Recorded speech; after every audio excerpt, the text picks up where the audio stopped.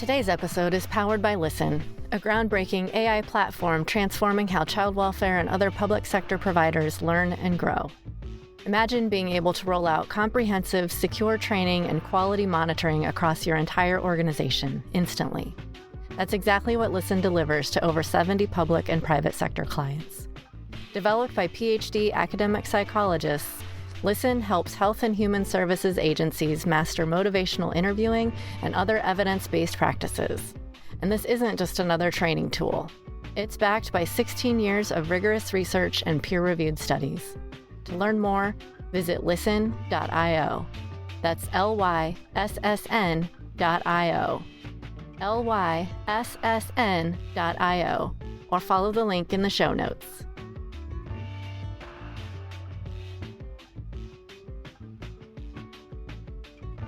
Hello and welcome to the Imprint Weekly Podcast. I'm John Kelly, Senior Editor of the Imprint, a daily news site covering child welfare and youth justice around the country. You can read all of our coverage at imprintnews.org or check us out on Facebook or Twitter at @theimprintnews. You can also sign up on our homepage for our free weekly and monthly newsletters. And for professionals in child welfare and youth justice, subscribe to our Youth Services Insider section for a closer look at news on business, policy, and practice. The Imprint Weekly Podcast is also a member of the Safe Camp Audio Network. You can check out our show page and all of Safe Camp's other great podcasts at safecampaudio.org on the web or at safecampaudio on social media. It's our headlines edition for the month of June. Last time we did headlines, I noted that we would finally be getting new data on foster care, which hadn't come out yet, but was teased in a press release that also noted about a 7% drop in foster care and in entries to foster care. And in that press release, the acting head of the Administration for Children and Families, Andrew Graddison, noted, "We continue to see a decline in children entering care, but we will celebrate reduced numbers of children in foster care only when we see corresponding indicators of improved child safety. The only true measure of success is fewer children harmed by abuse and neglect." And so we thought there would be maybe some more illumination on what exactly he was referring to there when the agency, released the full data later in the week via a new dashboard that they have put together, but still nothing really in the form of a press release or even comments from ACF on exactly what it seems that they are concerned about on that front. Like I said, the new dashboard is out, and I'll link to our full rundown of it and the new numbers. But let's just go through some key points here on this data, which, by the way, for people who have not heard of the acronym AFCARS, that is the Adoption and Foster Care Analysis and Reporting System. AFCARS is what everybody calls it. That is the conduit of new federal data that comes out, not quite timely, but pretty much every year. So we're seeing the numbers from fiscal 2023 right now. That is what was just released. So first, on the new dashboard itself, I think the best thing actually has nothing to do with structuring it as a dashboard, but there is just way more public data available, which I guess would have been doable kind of in the usual way that they've put out AFCARs through, a kind of top line PDF and then spreadsheets that break stuff down by state.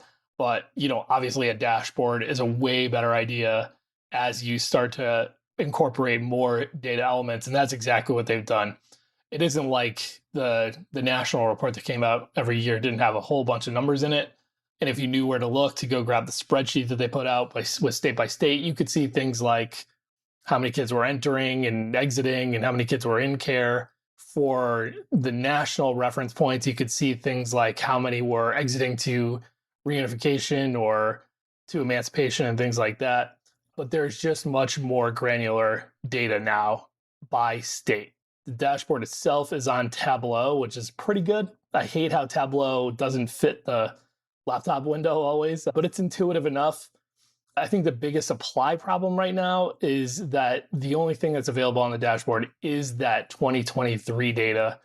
The archive of older stuff is still available, but nothing's been added to the dashboard yet. And it seems as though that the reason for that is because they've made clear, both in a webinar where ACF talked a little bit about this new dashboard, and a few comments. They're aware that states are still struggling with some new requirements around their AFCARs reporting. And it seems as though they might be a little skittish about having this year's numbers, which are the first under kind of a new regime of data system changes to the way that states have to report this stuff back to other years. I'm going to say, from my perspective, there are changes backdated into the AFCARs reports and the AFCAR systems every year. So I think that there's kind of long been issues with data integrity, state to state. States make mistakes, they go and clean it up, they change it. That's sort of been happening. So I feel fairly comfortable in most cases making some comparisons and drawing comparisons from this 2023 stuff that they just put out back to previous years. Because honestly, at the end of the day, there's not much point in putting out year-to-year information if you can't compare it. It's pretty bad to say, here's just a look at 2023 with no way to put it in the context of history. And, the archive of older stuff is still available if you know where to look on the website. And I'll drop a link to where you can go for everything 2022 and back that they have. But nothing has been added to this dashboard. So right now, it's really just the numbers from 2023 that are in there. Okay, so from a user interface perspective, it is very good for visualizing a specific point in a specific state. So I expect when more years are added, that's going to be really great. You could see, for example, let's take Georgia. You are now able, through this dashboard, to see, just for example, the number of children who are in care with a plan of what's called APLA, or another permanent planned living arrangement, which essentially means that a system has designated that they're not going to be reunified with their parent, they're not going to be adopted, they're likely going to age out of foster care. That's something that we really haven't had visibility on in public AFCARs reporting before. And you're able to see that not only in the aggregate for the state of Georgia, but you could go in and really see in different age slots how many kids who are between 5 and 8 years old. I'm not looking at the dashboard right now, but I'm giving you kind of examples of the way that you could kind of cross-reference. How many kids that are 5 or 6 years old are designated for APLA already? How many teenagers have that? How many white children versus Latino or Black children are in foster care with a designated plan of an APLA or aging out? So it's really good in that way. If anybody at Children's Bureau or the Administration for Children and Families is listening to this podcast, as I will be certainly one of the super users of this thing along with our staff, it would be really terrific if eventually this thing gained the capability to have search functionality on a topic across states, ideally for multiple years, but I would settle for even being able to see one at a time. So what I mean by that is, going back to that last example, I could see a whole lot about different trends within Georgia on kids who are in care with that permanency plan of just essentially aging out, right? It would be great to be able to say, let's look at APLA as a plan for kids in care, and I want to see and be able to visualize all at once where each state is on that. Right now, unless I'm not using this thing correctly, you can't just do that inside the dashboard. And I'm saying that as somebody who's sort of geeked out and created my own spreadsheets out of the dashboard by sort of going state by state through to try and visualize some stuff for our reporting later. So anyway, that is, my humble request would be eventually that they add that. But anyway, I would say that the dashboard format is much better. We're getting much more information publicly. I will guess, based on our experience asking states about federal data, that is going to increase the number of times that state public information officers and people in the comms world are saying, well, we're not entirely sure that data from the feds is exactly right and stuff like that. But, I'm in favor of what numbers are collected be public. And if there's problems, then let's figure that out. But I applaud that this is going to be a more robust system of public information. And, I do think eventually they're going to add the contextual years. So we see, the history of foster care data in this dashboard. Okay, so that is just all commentary on the design of this thing. But what do we see in the numbers this year? I will link to our deep dive on everything AFCARs that we kind of mined from spending a few hours looking through this stuff. And as I said, I'll throw the caveat out there that ACF has urged, quote unquote, caution and reason in comparing this year's report from the fiscal 2023 numbers to previous years. But, I'm going to do a little bit of that now. So let's take a look. In their press release, before they put the dashboard out, they sort of touted that the number of children in foster care had dropped by nearly 7%, as had the entries into foster care, which I'm not going to say they did this. It was certainly not intentional, but I think that was a little misleading, because once you saw the dashboard and were able to look at numbers for this year, it became quickly evident that there were two states, Washington State and Wyoming, that are just not in this 2023 set yet. For whatever reason, they've had struggles, complying with the new requirements around AFCARs, so they have not yet submitted any information, which obviously tilts the number of kids in foster care down. Even if, every other state it went up in, you have two states that are effectively zero compared to last year. So that's not exactly apples to apples. But we at the Imprint can actually help here, because we have our own project called the Who Cares Project, where we go around to states every other year. We used to do it every year. Now we're on a kind of biannual basis, and just sort of ask them for some numbers around their foster care capacity. It's really focused on asking about, how many licensed foster homes they have, how many active relative cases they have. But, just since we're doing it, we ask for a point in time count of how many kids are in foster care as of March 2023, which is definitely not what the feds asked for. They asked for a different date. But anyway, that is all to say, we actually do have 2023 numbers from Wyoming and Washington for March of 2023. So not apples to apples, but I popped our numbers from those two states in to try and see what that does to the totals. And what it shows is that there is a decrease. It's not 7%, it's actually 5%. It's a 5% decrease.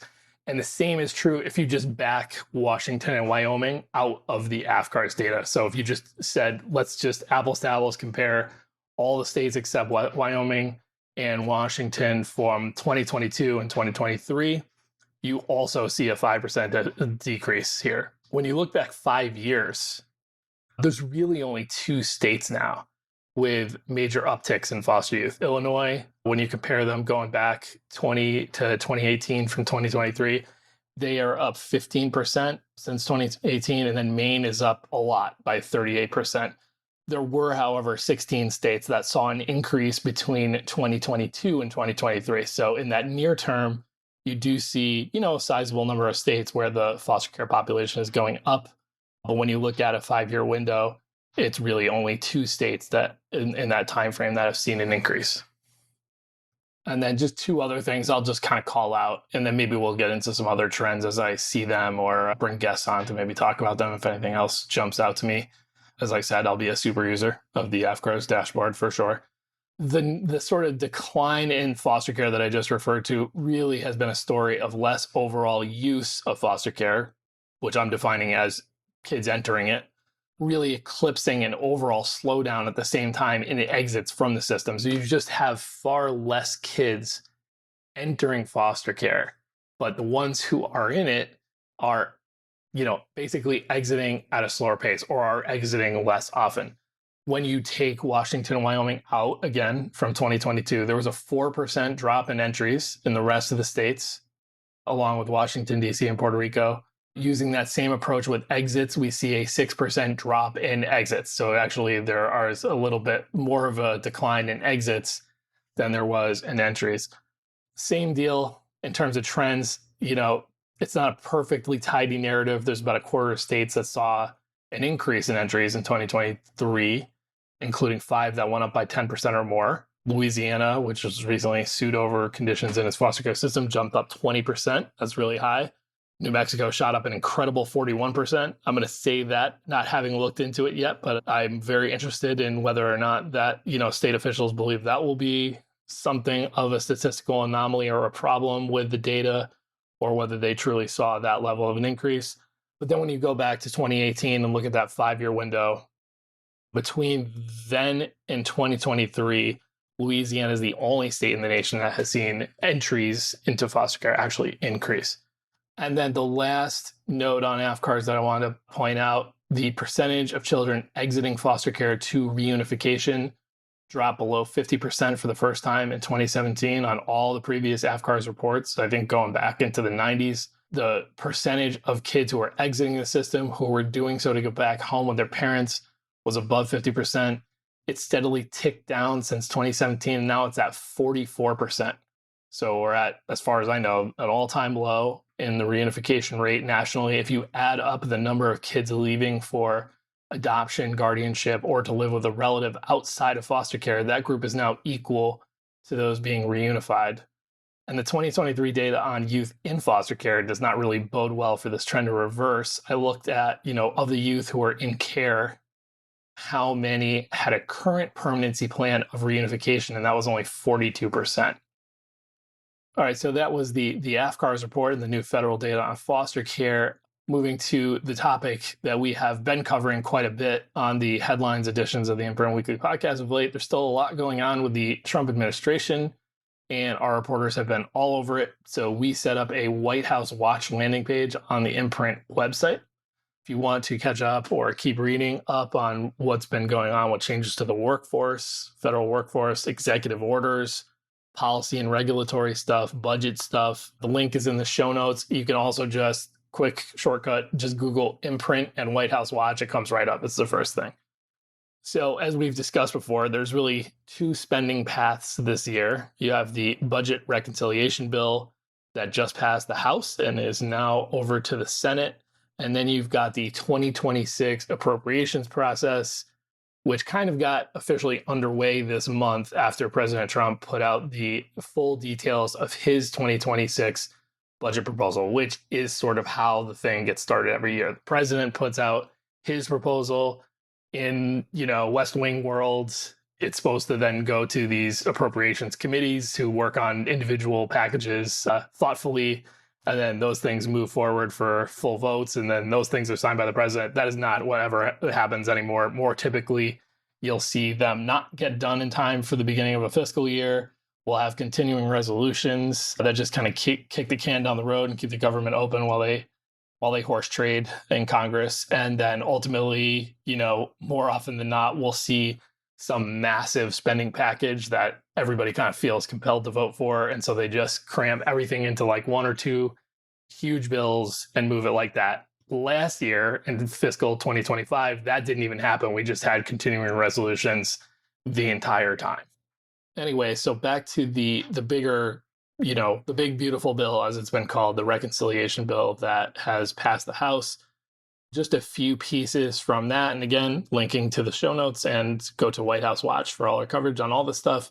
Here's a few small pieces that made it into that package, unless maybe I missed some of this stuff on the last minute, but I'm pretty sure I'm up to speed on everything. The child tax credit, the bill makes $2,000 per child the new permanent baseline for the credit and boosts it to $2,500 for the next 4 years. But as currently constituted, the bill would not do anything to change the income requirements. And those income requirements keep a lot of low-income households from being able to claim the credit. You may recall that during the pandemic and post-pandemic, the child tax credit was boosted, but then not only boosted, dropped the income requirement. A lot more people were eligible. They were able to get it in an advanced status. So they're almost essentially giving basic income payments to people. And it contributed, at least in part, to driving down the poverty rate at a time when people were worried it was going to go the other way. There's an adoption tax credit change in this. Adoption advocates have long sought to make the federal tax credit refundable, meaning that it can be received as a refund if the person does not owe taxes or if the credit exceeds their tax liability. This bill would make that credit refundable up to $5,000, and it pegs that amount to inflation, so it could actually be more over time. The bill also included this, they called it MAGA accounts in the bill, which I think stood for Money Accounts for Growth and Advancement.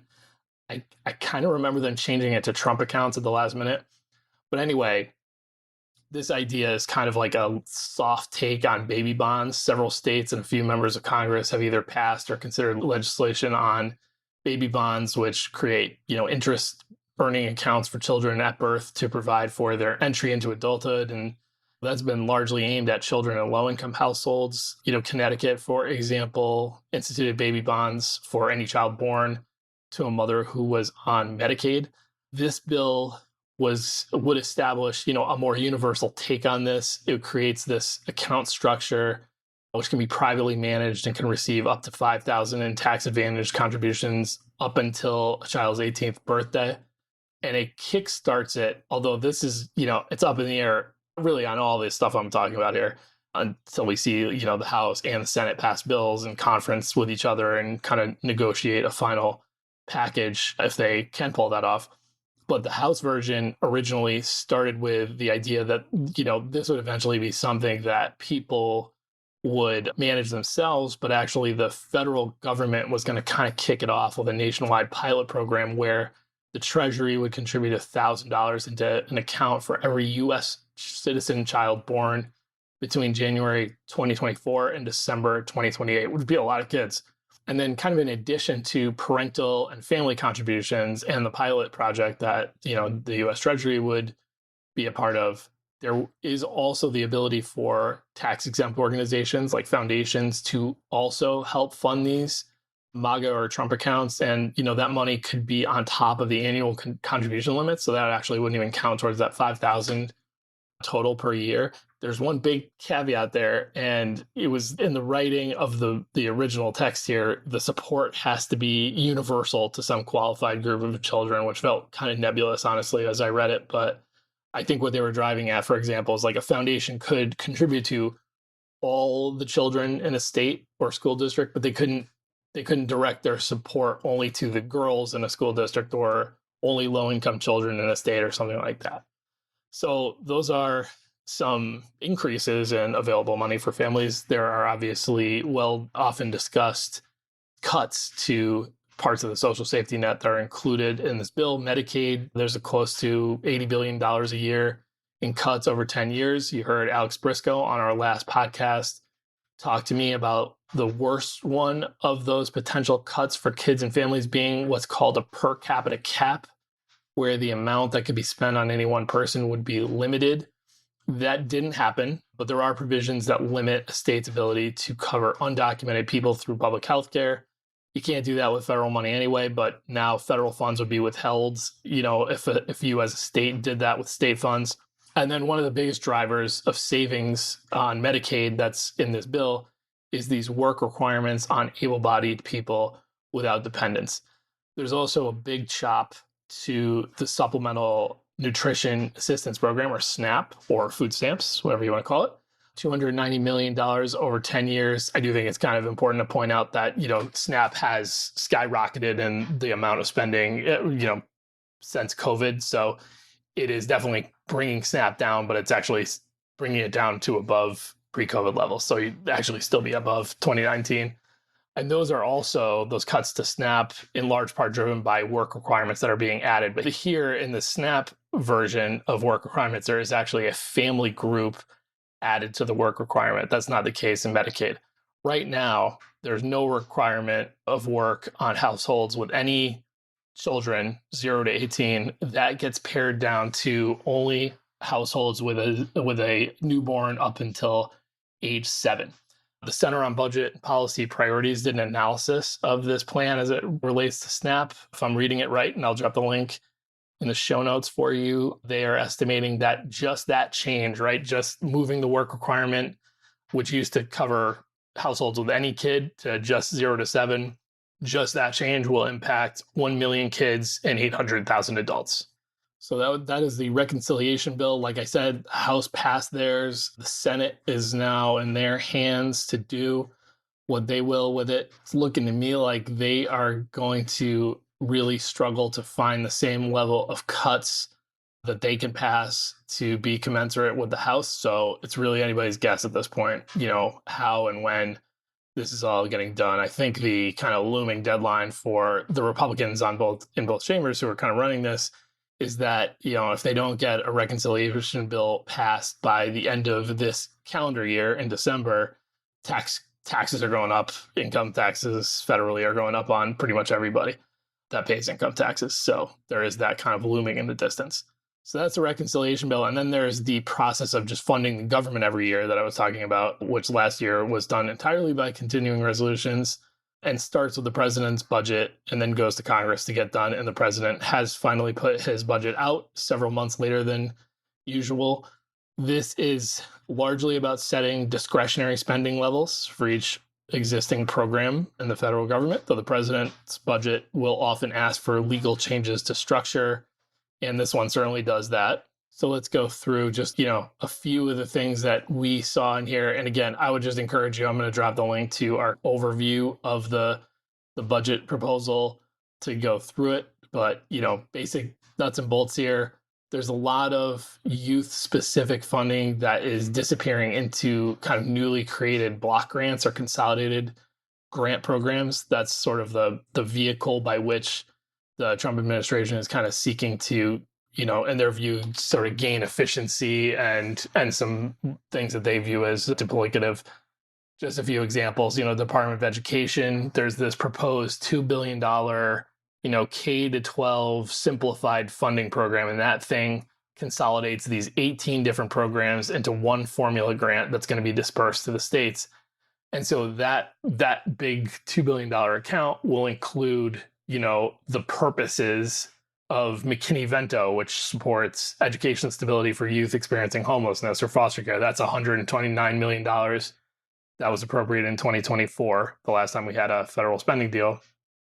And the 21st Century Community Learning Centers, which in 2024 got $1.3 billion. And that program since 1994 has provided funds for youth development programs and for other, out-of-school time endeavors. So I think the best way to describe it is like these things are still fundable through what they would be creating here, but they wouldn't be mandatory. So like you as a state might receive your allotment of McKinney-Vento funds to help with stability for kids experiencing homelessness every year. And you have to spend that money that you get on exactly that. Now you're just getting this big chunk of money and helping kids who are experiencing homelessness as one of many things that you could choose to do with the money. So it's really taking specific lines of federal funding, balling it up into a big pot of money, and then sending to the states and telling the states, you do what you think you need to do with this money. Same goes to the Department of Labor, where they are creating or would create the Make America Skilled Again grant program that's funded at nearly $3 billion. Some existing silos for adults and dislocated workers would be preserved, but all the youth-related money, what goes out through the Workforce Innovation and Opportunity Acts, to workforce boards, to youth build programs, that would all just become part of this general pot of the Make America Skilled Again grant program. And then in addition to these consolidation efforts that would happen in the Trump 2026 proposal, he is also just flat out proposing to eliminate a lot of programs that impact youth and young adults. Job Corps, $1.6 billion program. Preschool development grants, that's a $315 million pot that was started during the Obama administration that helps kind of seed preschool access in low-income neighborhoods. The Community Services Block Grant, which is funded at $804 million.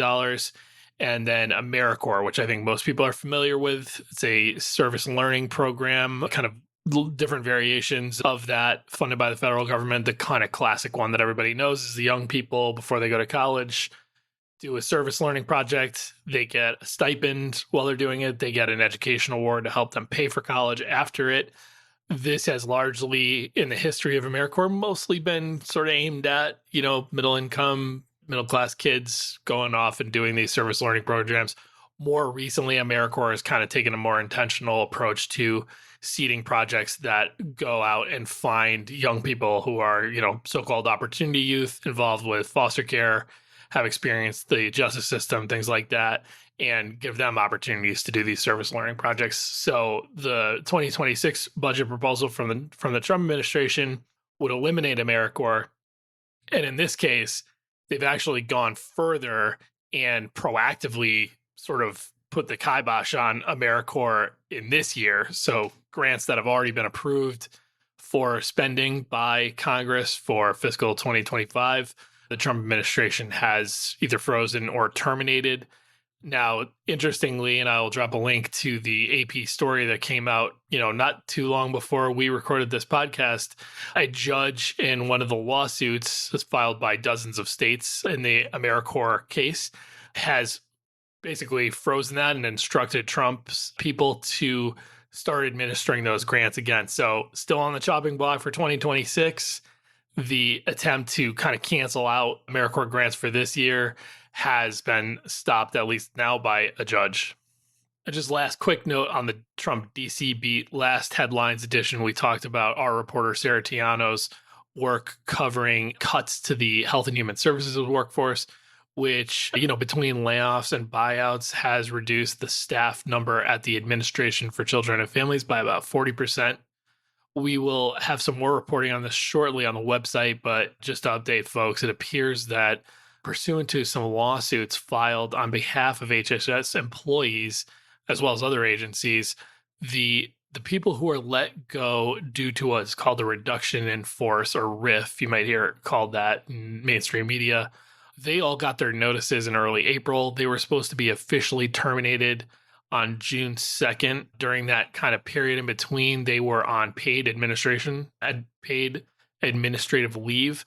Now, a judge ruled in a case out of the Ninth Circuit Court of Appeals that all those people must be kept on the payroll until the case is decided, which means all those people who got a RIF notice in early April and then were put on paid admin leave now will continue to be on paid admin leave basically until a judge has kind of rendered a final ruling, I guess, in this case, which is really just this surreal circumstance where all these people that are working for ACF are getting a paycheck, being told not to work, being told that their termination is imminent. Meanwhile, pretty much all their programs are still active. It's not as if these programs have gone away. I suppose that the Trump administration is proposing to cut back in different areas, not so much at HHS in their 2026 budget, but you got all these people that are just now on admin leave. So we'll continue, obviously, to keep tabs on that and report as things progress, I guess, mostly in the courts now. All right, we'll take a quick break and then return with some local headlines of note from around the country. Caseworkers are stretched thin, balancing high caseloads and endless paperwork. But with SpeakRight, documentation doesn't have to mean burnout. SpeakRight's Protective Services transcription cuts paperwork time dramatically, so you can meet deadlines, reduce overtime, and focus on what truly matters, the families you serve. With SpeakRight's free mobile app and desktop platform, caseworkers can capture detailed narratives anytime, anywhere, with just one tap to upload. SpeakRight is proven to lower stress and turnover, helping agencies retain dedicated staff while improving case quality. Don't let documentation slow you down. Let SpeakRight do the heavy lifting. Visit speakright.com/imprint to see how SpeakRight can transform your agency today. That's SpeakRight, SpeakWrite.com/imprint. Okay, let's wrap up with a few state and local headlines. I'm going to kind of just whip through a bunch of these, and they're all pretty much stuff that we've reported on the Imprint. We'll start in California, where last year in print and on the podcast, we told you about a looming crisis among California's privately run foster care agencies, which are all nonprofits in California. Pretty much every state has, and some big counties have this kind of system where the public child welfare agency will have its own sort of capacity and array of licensed foster homes, but they give contracts to nonprofits who also, or in some cases, in some states, for-profit companies who will, recruit and train and oversee, foster homes of their own, and even sometimes a mix of foster homes and group and residential care. Anyway, so this crisis relates to the liability insurance for these foster family agencies, which is what California calls them. I'm going to link to our in-depth explainer from last year on what exactly happened here. It's a little too much to go into today. So here's sort of what happened in a nutshell. There was basically one insurer willing to provide liability insurance to most of these foster family agencies. It's called NIAC. It is itself a nonprofit. And they were told by their reinsurer, right? Because when insurance companies cover your risk, they go and kind of hedge off that risk by seeking insurance of their own, and that's called reinsurance. They were told by their reinsurer that without changes in the market, they were going to stop working with NIAC. So then NIAC sought changes through legislation that would have brought some kind of changes to the market in terms of foster family agencies. That legislation did not pass. And so last summer, they told all the foster family agencies that they would not be renewing their policies.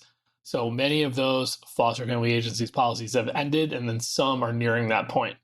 Why am I bringing this up now? Because last week, the Imprint published a piece by our partners at the Intersection. It was written by Marika Rowland about what the impact of all that has been this year. Rowland's story focuses on what's happening in the Central Valley of California, where several counties rely a lot on these foster family agencies to provide foster homes. And one of these foster family agencies, a pretty significant provider in the Central Valley, has already decided to close its doors. Others have remained open and found new insurance, but at these extremely high premiums that many of them say are unsustainable. Marika has some of these numbers in her article, which of course I'm going to link to you in the show notes. But I also just caught a briefing about a survey done of these foster family agencies. And just here's some of the numbers for you. 10 foster family agencies have already closed their doors since the non-renewal policy last year.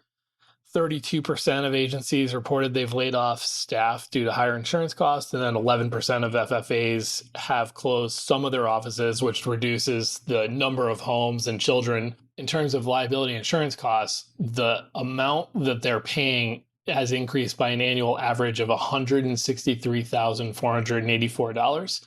The top 25% of organizations with the highest increase in liability insurance costs reported an average increase of $366,000 from the prior year. 60% of foster family agencies in the survey reported that they will not be able to sustain the higher cost of insurance by their next renewal date. And 33% projected that their FFA will be at risk of closing entirely. 27% said they'll be at risk of reducing capacity. And then the last number I'll give you, 66% of these FFAs, and there are a couple hundred of them, have their next insurance renewal in this calendar year. So when we originally kind of reported on this crisis looming, it was generally an open question of like, wow, is this going to hit, in the fall, and we'll see, the actual capacity of California foster care just implode or just at least greatly shrink in 2024. I think as Marika reports here, what's happened is, the ones that were in the weakest position, at least in terms of their finances, I'm not saying necessarily the 10 that have closed are the worst of quality or anything like that. Some people have already closed and just could not sustain the increased premiums. But it really now looks like, per this survey and per what some of these FFAs in the Central Valley talked to Marika about, that 2025 going into early 2026 is really going to be the deciding period of time here, where a lot of them are paying much higher premiums than they were and are at least saying that they will not be able to continue paying those premiums out, in perpetuity. So unless something changes or unless there is new money brought to bear to help with the increased cost of insurance, this stuff is going to hit the fan maybe a little later than we had wondered if it would, but hitting the fan nonetheless. So we will continue to keep an eye on that and continue to report on it as things develop in California. Next up in Tennessee. So October 2023, there is a hearing on Capitol Hill that was ostensibly about this investigation into Georgia's foster care system. It was kind of a strange thing because, to my recollection, it was the first time there had been this congressional hearing that really zeroed in just on this one state and their practices. But the investigation was announced as like a bipartisan thing between Senator John Ossoff of Georgia and Senator Marsha Blackburn of Tennessee. So I just assumed at some point, at the very least, they would do kind of a similar investigation or look into Tennessee. That didn't really happen. But at this hearing, where it really all ended up being a focus on Georgia, Blackburn noted that she had sent a letter to her state's child welfare agency in Tennessee in February of that year, expressing concern about some reports the year before of substandard care for some of the kids in foster care. And since that letter, this is her saying this at the hearing, since that letter was sent, the agency had gone through, and I'm quoting Blackburn here, complete and total overhaul under the leadership of DCS Commissioner Margie Quinn, who Blackburn said had done a, quote, phenomenal job, end quote. A month after that hearing, so we're in November of 2023, News Channel 5 in Tennessee reported on two whistleblowers who came forward to describe the child welfare agency's covering up of dangerous conditions in some foster homes, saying Quinn did not want alarming reports finding their way into the hands of the media. One of those whistleblowers, Brenda Myers, resigned from the agency after her supervisor allegedly instructed her to revise an inspection report that detailed dangerous conditions inside of a transitional home in Nashville. And now 2 years later, the state is the subject of a class action lawsuit brought by the nonprofit A Better Childhood on behalf of 13 children in the state's foster care system. And this is all the more dismal situation when you consider that Tennessee was under a court settlement for almost 2 decades, right? So they had already been in one of these class action lawsuits and only just got out of that in 2019 when a federal judge permitted Tennessee's Department of Children's Services to exit court oversight from that lawsuit, which was called the Brian A. lawsuit, which again had kind of been over nearly 2 decades. A Better Childhood's director, Marsha Lowry, said this foster care system got better when the state was under a court order, but those efforts disappeared after court oversight ended. It is sad to think that Tennessee foster children have to fight this fight again. The children included in the lawsuit range in age from 1 to 16. Their accounts underline kind of a number of different specific allegations that are very familiar kind of in context to the previous lawsuit and what that brought in terms of a settlement. You have putting children in placements without basic necessities, frequent moves within the system, and a failure to serve kids with disabilities and to recruit and retain enough workers. Home stretch here, we had some good news to wrap up. We'll just a couple of quick hits here. People who have experienced adoption in the state of Georgia will soon have unrestricted access to their original birth certificates following the passage of a new state law that lists longstanding restrictions in the state. That'll take place or take effect on July 1st of 2025. And it really reflects, a broader shift in public opinion and policy away from secrecy in adoption practices and more towards empowering adoptees with knowledge about their origins. This is something that, our Imprint reporters have covered for several years now. Since 2019, there have been 16 states that have loosened prior restrictions on access to information for adoptees. That includes New York, Minnesota, Connecticut, Louisiana, Massachusetts, Vermont, South Dakota, and now in Georgia. In New York, lawmakers have approved a bill requiring that foster youth receive proper luggage as opposed to trash bags or hefty bags when they are moving between placements. The legislation responds to a longstanding concern from youth and advocates that forcing kids to carry their belongings in garbage bags sends a dehumanizing message and compounds the trauma of displacement. Indeed. The bill mandates that the state's Office of Children and Family Services, which is actually the state child welfare and youth justice office in New York, provide each foster youth with at least one durable, bag or suitcase for their things. If this is now going to the governor for signature, hopefully, and if it does, New York would become the 4th state in the country to end such use of trash bags. The other 3 are Texas, Maryland, and Oregon. And the last piece for this week, a new report that might be the first of its kind. It's always hard to tell with this stuff state to state. A report entitled Silent No More out of Minnesota offers a raw youth-led examination of Minnesota's child welfare system. It is authored by a group of current and former foster youth who really did the work here, developed this whole thing through interviews, surveys, community dialogue all over the states, various counties, dozens of counties in Minnesota. And it highlights the emotional toll of frequent placements, lack of family connection within the system, racism that young people experience while in care. Participants called for, in this report, increased mental health resources, culturally competent care, and greater youth involvement in case planning.